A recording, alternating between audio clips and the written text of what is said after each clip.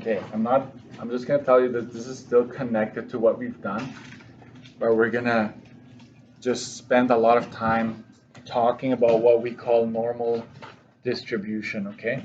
So when you think of normal distribution, I want you to think of the bell curve. I don't know if any of you recognize, so if this is your x-axis and you were to plot your data, you would, if you get something like this,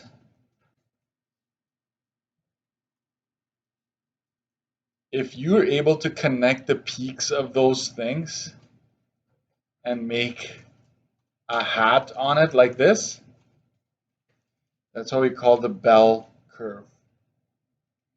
So normal distribution, you should be thinking, oh, okay, we're talking about the bell curve, okay? And when did you hear of the curve? There was a big world event that we all had to go through in 2019, 2020. What did they keep on saying? We need to, what with the curve? Flatten the curve. Do you remember that? We need to flatten the curve. We can't have too many people in the hospital at the same time because then we will overwhelm the system. It all comes back to this, the bell curve, okay? So what they were referring to in that case is they didn't want too many people sick at the same time. So they wanted to flatten the curve. They wanted to, you don't have to copy this down. I'm just trying to get a little bit of a prelude to what we're doing. So this is your x-axis, right? And number of sick people per day. They wanted the curve to look like this. Okay. Why? Because at its peak, at the highest point here, yes, you still had a lot of sick people, but this is what would make the system collapse, right? If the peak, if you compare it to the number of sick people here versus here at the same time, that's what would have caused the problem. And it did cause a problem, right? Still, even though, but there was attempts were made to make this curve as flat as possible, okay? To decrease the number of sick people at the same time. That's why we're isolating all of that stuff, right? So keep that in mind. This is very much connected to real life. And a lot of you will probably take this in university, okay? So the probability distribution, so it's also called the probability distribution. It's the same thing. It's symmetric about the mean, showing that data near the mean are more frequent. Okay, that's what we know about a normal curve, that the data near the mean, near the average, is more frequent than everything else. Okay, so as a graph, it appears like a bell curve. The mean, right, indicates the location of the curve along the x-axis. And we're going to talk more about that later. So for now, you kind of just have to soak it in, and then later I will bring this back. The standard deviation indicates the scale of the curve along the x-axis. You know what? I'll tell you this. It's essentially the interval width. That's not going anywhere. The width of the bars actually are determined, and for us here will be the standard deviation. The bigger the standard deviation, the bigger the width is going to be of those bars we're going to graph. Okay. Watch this. It's a different color here. A large standard deviation flattens the curve. It stretches the curve. While a small standard deviation will squeeze it, and resulting in a steeper, sharper curve. Okay. Symmetry indicates that half of the values are below and half of them are above. Okay, so I'm not gonna highlight that part, but maybe circle. It's symmetric. A bell curve is symmetric, so you've got half below, half above, okay, of your data points.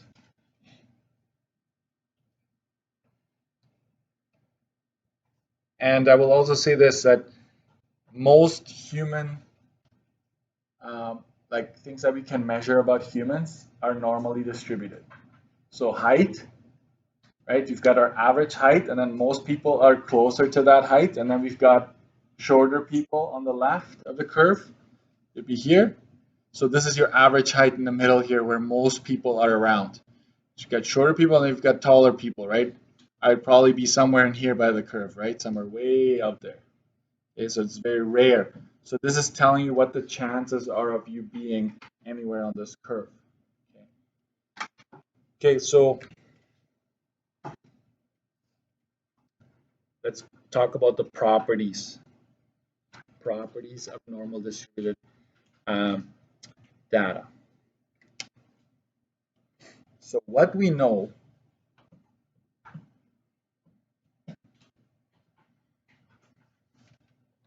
okay, I want to clarify these letters. Mu, that's what you call that, is also known as the average. It's also known as the mean. Okay, so this letter right at the middle, like at the center, you can put X bar there as well. It means the same thing. Okay, so our average is at the center of the normally distributed data set, and then we've got everything going to either the right or the left. What is this saying, folks? This is saying the average is in the middle, and this would be one standard deviation to the right. Then it's two standard deviations to the right of it. Then it's three standard deviations. So whatever your standard deviation is, let's say your standard deviation is 5. You got to stay with me here. I'm going to give you more examples later, but let's say your average height is 150 centimeters. And your standard deviation, you calculate that, that's 5. So if this is 150, this would be 155, 160, 165. Like that. This is just telling you what number you would put down here on your x-axis. At the same time, there are shorter people than the 150, right? This would be 145, 140, 135. Okay. And you might ask, Mr. Erickson, why does it end at 3 and 3? Why do you only go 3 up and 3 down? Because it turns out that most people will fall within those two numbers. Okay, like it's very, very rare that somebody's outside of that measurement. So these are the percentages I want you to remember. We know that 68% of data points are between here and here. This is called the empirical rule. Okay. Then we know that if you go from the average, you go 2 to the left, or you go 2 standard deviations to the right, we know that 95% of data points would fall between those two values here, whatever this ends up being down the road. And last but not least, we know that 99.7% of data points will fall within 3 standard deviations of the mean. Okay, so if this is your average down the center, if you were to go 3 standard deviations to the left and then go 3 standard deviations to the right, if you were to count the number of items that are in this section of the curve, it would represent almost everybody. Okay, there's a slight chance that you're outside of that, but on average, that's what you get. Okay, and it turns out because it's symmetric, if 68 fall between one standard deviation, it turns out that 34% of data points are in this chunk here, and 34% of data points would be on this side. So we split 68 in half. You need to know these percentages on your study sheet. It turns out that this would be 13.5%, And so with the section here, 13.5%. Basically, how I find that out is I take 95 minus 68, and then I split that remaining amount in half, and then I go here and here. But if you were to add up these four here, you end up with 95%. And then there's a little bit left here. This is 2.35%. 2.35 as well on this little section here. Let me zoom in because it's probably hard for you to see, right? It's 2.35. Let me try to focus there. 2.35 in these little sections here. But if you were to add up all of this, what would that add up to? 99.7%. And this is, I tried my best, but do you see this curve never actually touches the x-axis? Never. So there is a little bit in there under that curve, which is 0.15%. And same on this side, under that little gap there represents a very, very small percentage of data points that would fall in there. Okay. I will say here on the side, you got this down? Okay. I'll put on the side, curve never touches the x-axis, because there is a chance that you have a data point that's way out there somewhere. So there's a chance of that happening, so we don't close it just in case there's something way out here. Also, percentages represent the probability / likelihood. Percentages represent the probability or likelihood of data to fall within the range.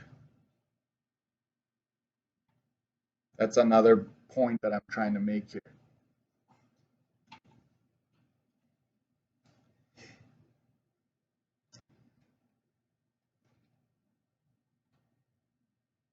So what could be along your x-axis, folks? It could be anything. It could be, this could be height. It could be weight. It could be volume. It could be time, etc. You know how geese start to arrive in the spring, right? Do you think they all come at the same time? Some of them come super early. You're like, what are you doing here?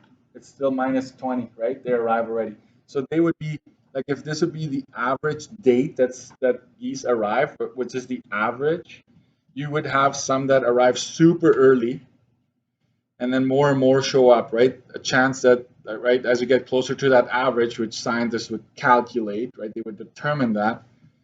And then you get most of your geese coming right within that one standard deviation, and then some come super late.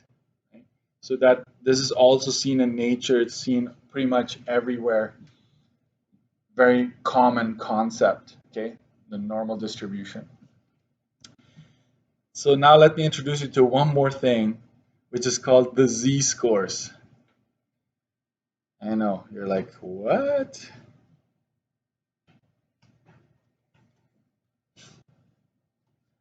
The z-scores, and I will define those later, but it turns out that when you look at the average, the z-score for the average is 0. So if you get a z-score of 0, that means that you're right on the average, like you're right there. If you have a z-score of 1, right, you line up with this value here. This lines up here. This mark right here lines up with a z-score of 2. For now, just follow me on that one. I don't have time to explain that in detail right now, but I will explain that down the road. And then you would have a z-score of -1 if you're right here with this line. If you're right here with that line, it's a z-score of -2 and a z-score of -3. I will say more about that later. Okay, what's so important here? What could be your frequency? It could be number of people, number of geese, number of COVID cases, whatever. But this is normally not included in our graph. We'll just focus on the bell curve itself. But this is technically what's happening here. You compare the frequency, likelihood of something happening, to some kind of x value. Okay, the most important thing to remember, 68, 95, 99.7 for now. Okay, that is true always about a normally distributed data set. Next, the percentage in each section represents the likelihood or probability of data falling within the interval. I said that already. A normal distribution follows the 68, 95, 99.7 rule, which is called the empirical rule. Okay.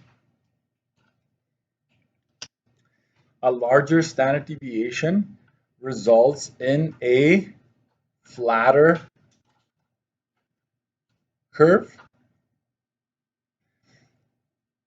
A smaller standard deviation results in a steeper curve.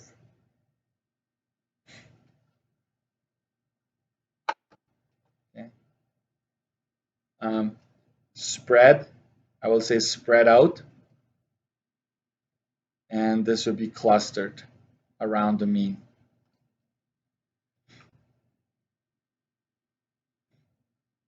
The total area or probability under the curve is always 1 or 100%. That is also important. The total area is always 100%. But Mr. Dixon, you said 99.7%, didn't you? No, I didn't say that. I said that within 3 standard deviations of the mean, you are at 99.7. But if you include everything, even these tiny little slivers at the end, the entire curve is 100%. All your data falls underneath that bell curve. Let's do some examples here.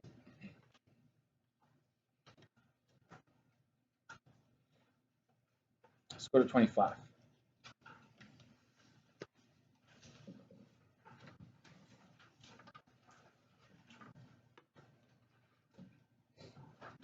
We're gonna go to this part right here, the example, first and foremost. Or should I? No, you know what? I'll fill in the boxes first, and then we'll move on. Calculating the z-scores by hand. When you're given the mean and standard deviation, you can use the following formulas. So to actually calculate the z-score for something, you take x minus x bar, and you divide it by the standard deviation, where x is the mean, x bar is the mean, sorry. This is standard deviation. And x is the actual value you're considering.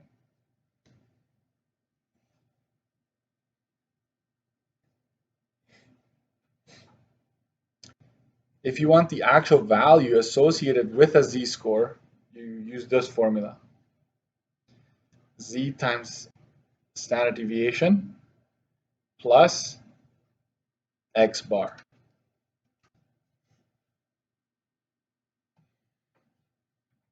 Notice that z-score is given here. You need to know your z-score to be able to use this one. The z-score tells us, here is the definition of a z-score. That's worth highlighting. The z-score tells us how many standard deviations above or below the mean the value is located.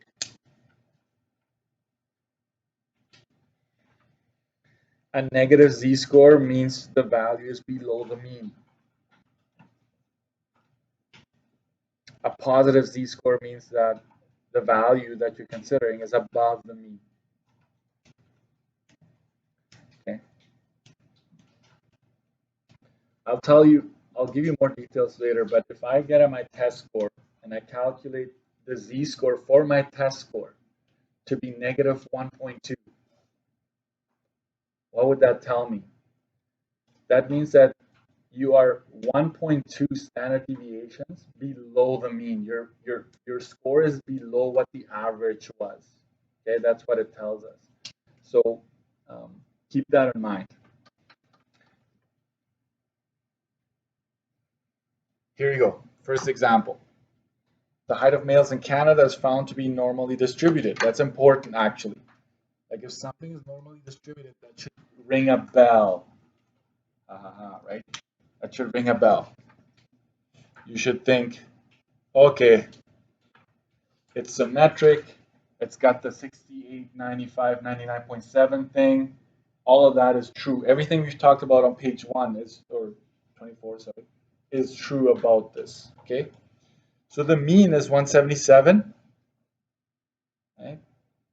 And a standard deviation of 2.5.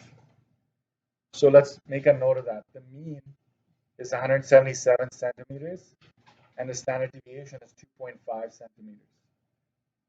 That's what we were told. It says graph a normal curve indicating the percentages within plus or minus 3 standard deviations. So that's basically what you're seeing right here. You've got 3 standard deviations to the left, 3 standard deviations to the right. Include the z-scores as well. So you start with the 177, you put it right down the center of this curve. So we'll put 177 here.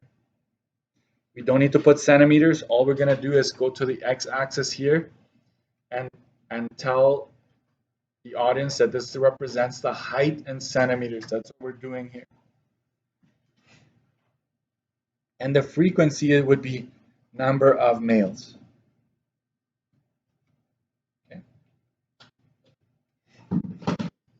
So on your study sheet, you probably have something to help you out here. So if this is 177, how do you get to this value here? What does it say? Add a standard deviation to this. So to get that number, we're going to go plus 2.5. And that gets us to 179.5 centimeters. You keep adding a standard deviation to it. Okay, so that would bring us to 182.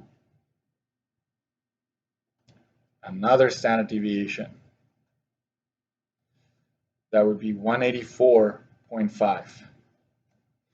And I'd encourage you to be safe. Don't just use your calculator on a test or quiz, okay? Because sometimes students make silly mistakes and then it's all off because everything that follows will be based on these numbers here.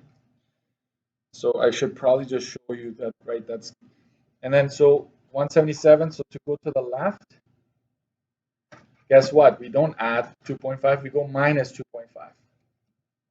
So you go 177 minus 2.5. So that's 174.5. Keep going.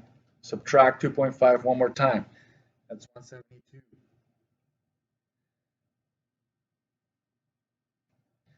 And then take away 2.5. It's 169.5. Okay. So that's how I do that.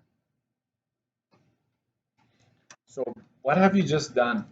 Remember the histograms we used to do, right? You've basically created, you've drawn your x-axis, and you're basically coming up with a consistent scale. And what's the width of my bars right now? It's what's the 2.5? Standard deviation. I wish I had an iPad or something that I could show you, because if the standard deviation had been 5, these bars would technically be wider, right? Like on an actual graph drawn to scale, those would be wider. If it had been 10, even wider. Right? So in this case, it's 2.5. So we go by these numbers right here. Almost done. Now we got to go 68, 95, it's all percentages, and it's 99.7. I won't always help you out this much with like a pre-drawn curve. Sometimes I will, sometimes you have to make one from scratch. And then I also want the percentages within each interval. So you break this down, 34, 34. If you're into memorizing, I memorize 1/2 of the curve only. Because guess what? This is a copy, right? This half is a copy of the first half. So if that's your thing, this is 2.35, 13.5, 34, and then copy it. 34, 34, 13.5, and this is 2.35. I don't need the 0.15s at the end if you don't want to. Okay, but I will say 0.15 is under that sliver.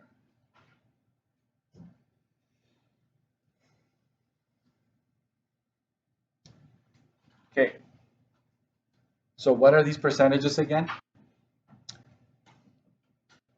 There's a 34% chance. If you look at this 34, what is that telling me?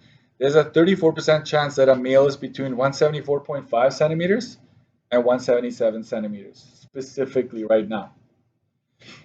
There's a 34% chance that a male is within, right, this interval right here, which we right now have a number for. Earlier, we didn't have a number for that. So you will always have numbers down here. Okay. What are the z-scores? I know I'm running out of space, but the z-score under the average would be 0. Under this number, the 179.5, that would represent a z-score of +1. Then you have a +3 and a, sorry, +2 and a +3 here. And guess what? It's going to be negative here. -1, -2, -3. So technically it should line up.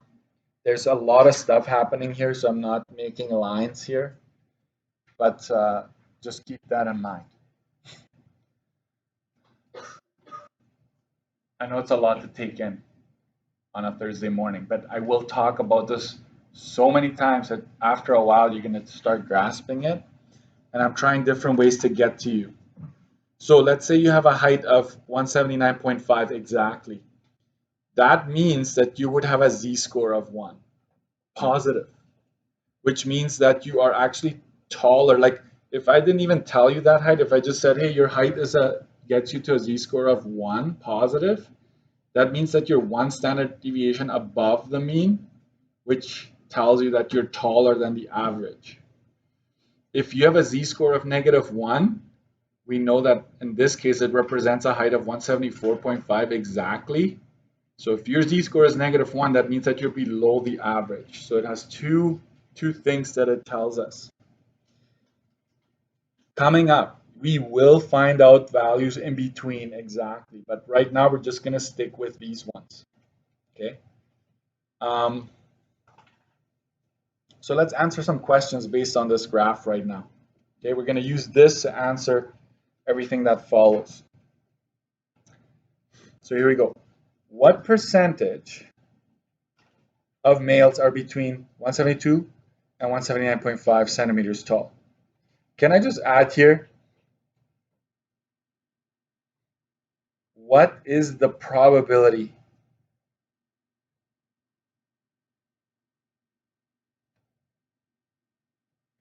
It's the same thing.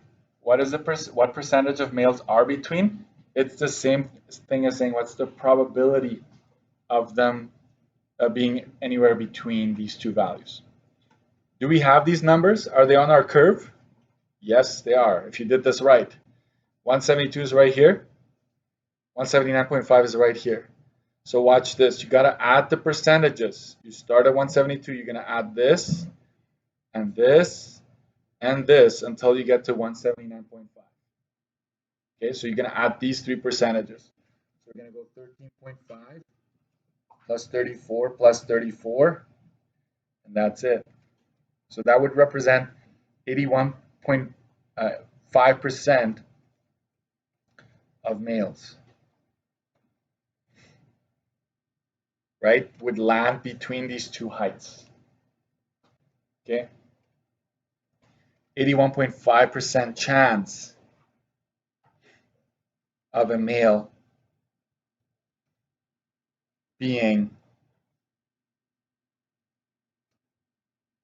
172 to 179.5.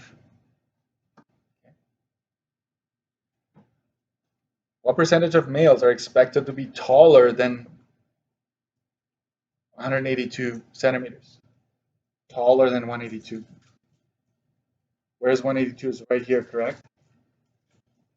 Taller means anything to the right of this. So we go 2.35%, because that's this sliver, and then you have to add the 0.15% as well. So there's a 2.5 or 2.50% chance.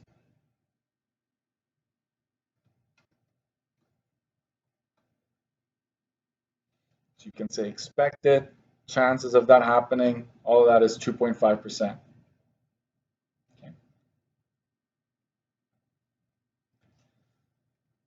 What percentage of males are shorter than 169.5 or taller than 179.5? When you see or, okay, you're gonna add.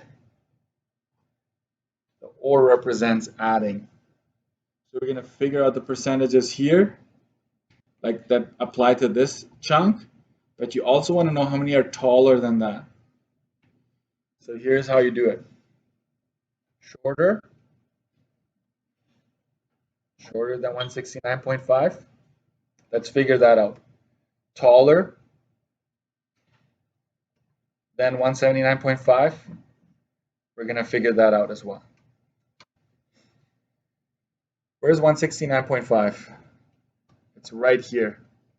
So the percentage of males that are shorter is determined by this sliver right here, which is 0.15. Taller than 179.5. 179.5 is right here. It's this line. So you have to add everything to the right of that.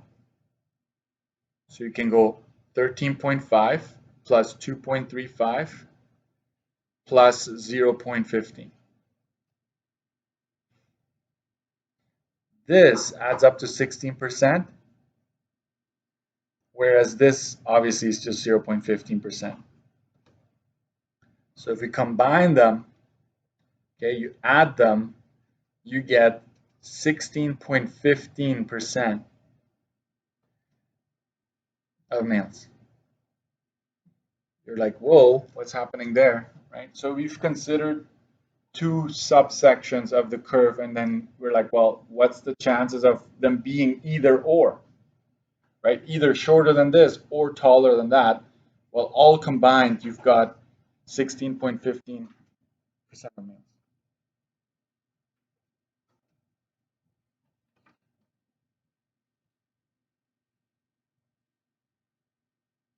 So I know I'm going to take a little break here.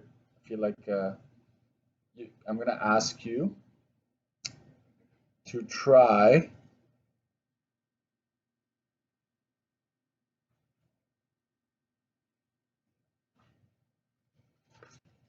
no, just hang in there.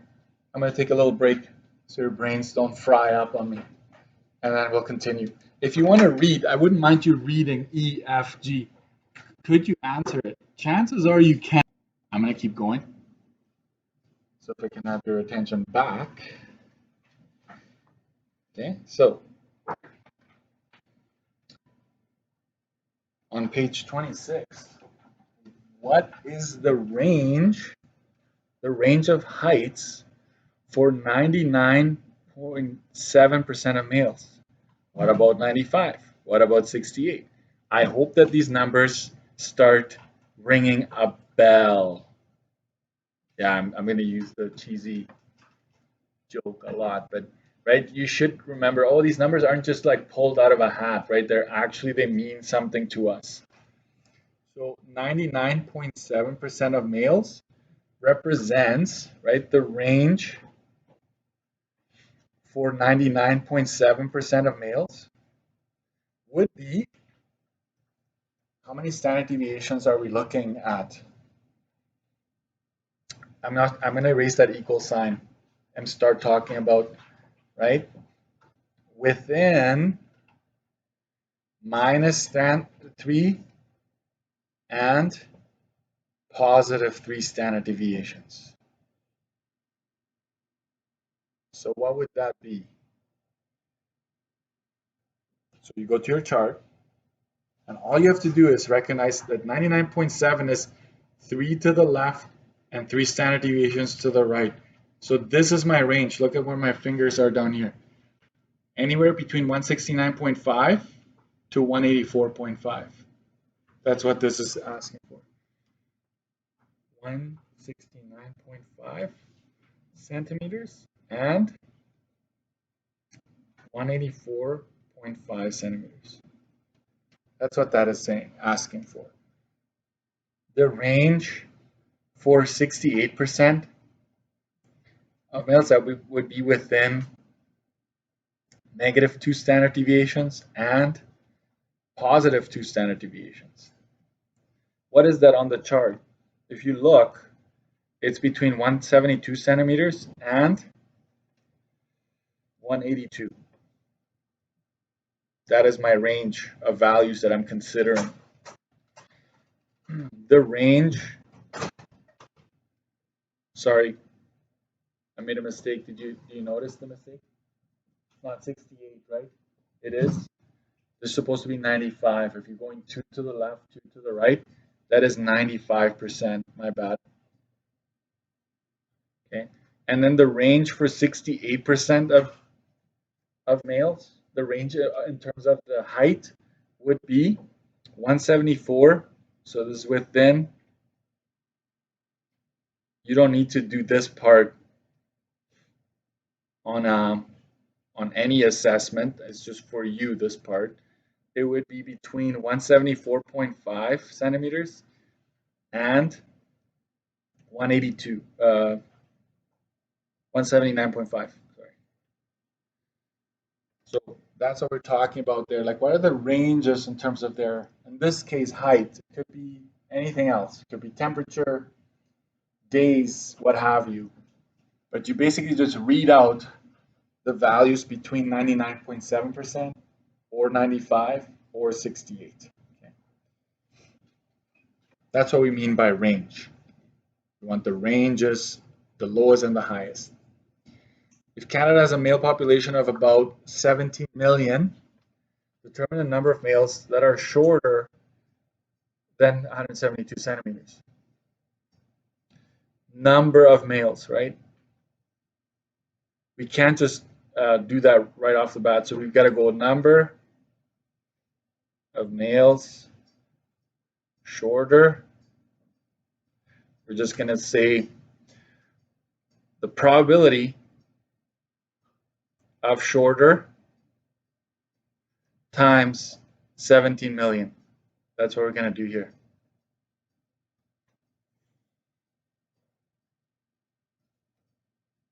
Say what?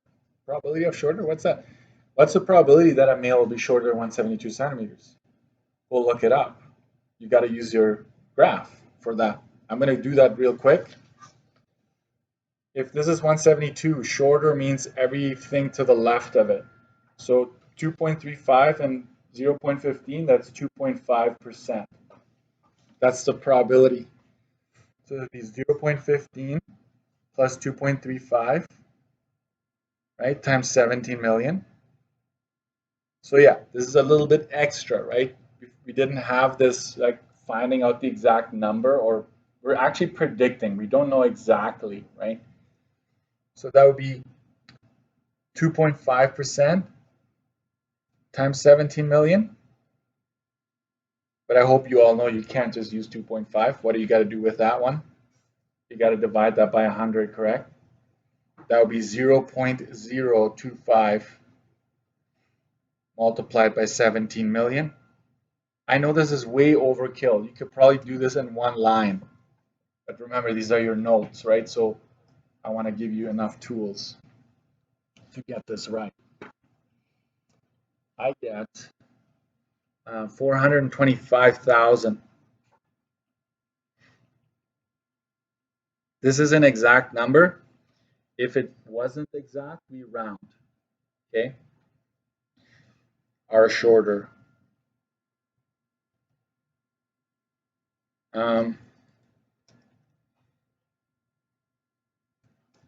Shorter than 172 centimeters. So this is obviously an approximation. We don't know exactly, but based on the data we do have, this is what we're after here. What percentage of males have heights with a z-score between -2 and 1? What? Z-score? What's up with that? All you need to do is figure out the percentage of males, percentage. We're not actually worried about the exact number. Between -2 and 1 in terms of z-score. You go to your graph. What's a z-score of -2? It puts us right along this line here, and 1 puts us right here. So all we need to do is add the percentages between those two values, between those two z-scores. So instead of giving us actual heights, they give us z-scores, and they go hand in hand. We can use them interchangeably. So let's go ahead and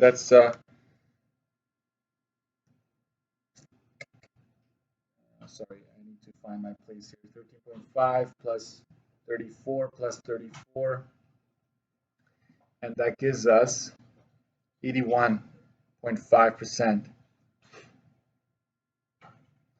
of males.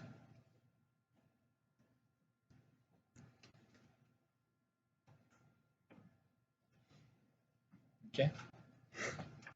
What is the range of heights that would have 95% of males comprised in it? This is a repeat of what we just did. Like we already answered that up here, but I just reworded it so that you're ready to answer if I do ask you for it. So 95% should tells us to look for values between -2 standard deviation and +2 standard deviations. That's what the 95 is telling us. Remember, because at 68 would be 1 to either side of the mean. 95 is 2 to either side of the mean. So we go look, range is between, I go look, that'd be 172 centimeters and 182 centimeters. Okay. We're almost done. The mean height for females is 162.5 centimeters with a standard deviation of 3 centimeters. Sketch both curves on the same plane. How will they differ? Use different colors or patterns to do that. I'm going to skip that for now. I'm going to go to J. We'll do that in a bit. Calculate the z-score of a male with a height of 181 centimeters. What does this tell us? I'm asking you to calculate the z-score. You don't just get it. Couple of hints here. Do you see 181 anywhere on your bell curve? Like down at the bottom there? We don't see 181, do we? No. So you can't just go grab it from the... So what we do is we use our formula. Z is x minus x bar over standard deviation, where x represents the 181. The mean, what's our mean in this case for males? 177. You got to make sure you put that in brackets when you subtract, right? And then you divide it by 2.5. You go ahead and do that.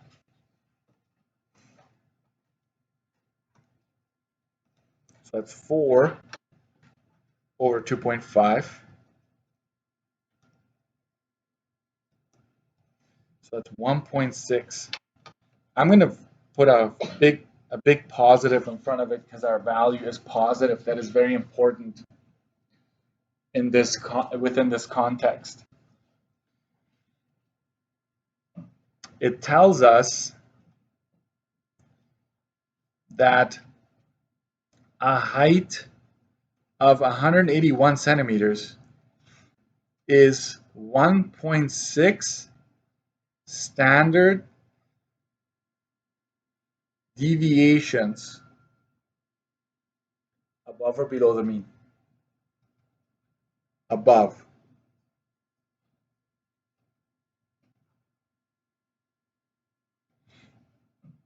Positive, right?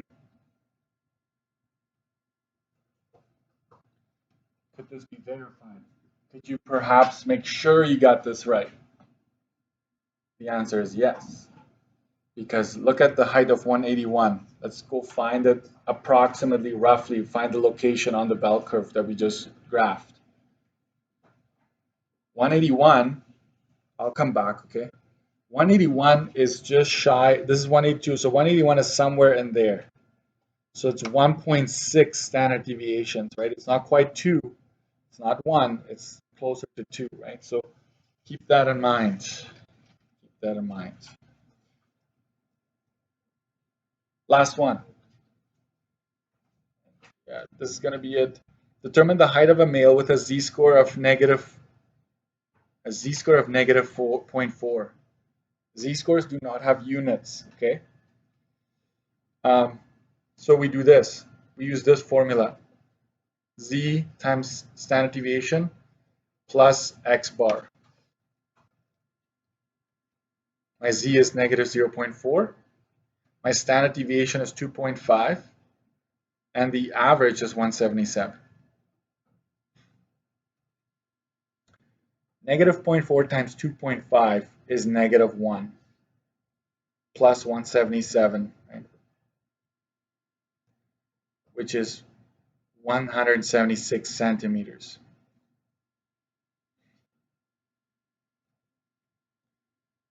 Note a negative z-score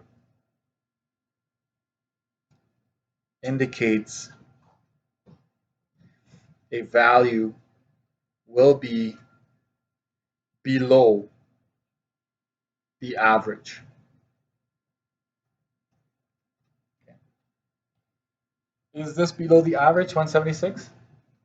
Not by much, but it is, right? Our average is 177. So 176 is the height here.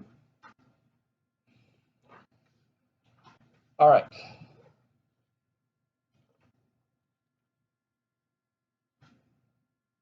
The bell is going to get me any second now. I want you to try, based on what you know, I want you to try to go through 27 to 30. Being a little bit frustrated and a little bit confused while you're doing your homework is all right. Okay? It's new. You have never seen this before. But you need to practice, okay, so that I can come back and clarify some of the questions you might have, okay. And what happened to I, Mr. Dixon? What's up with that? I will go over that, but I was running out of time. I'll come back to I and do that with you, okay. Thank you very much. It was a lot.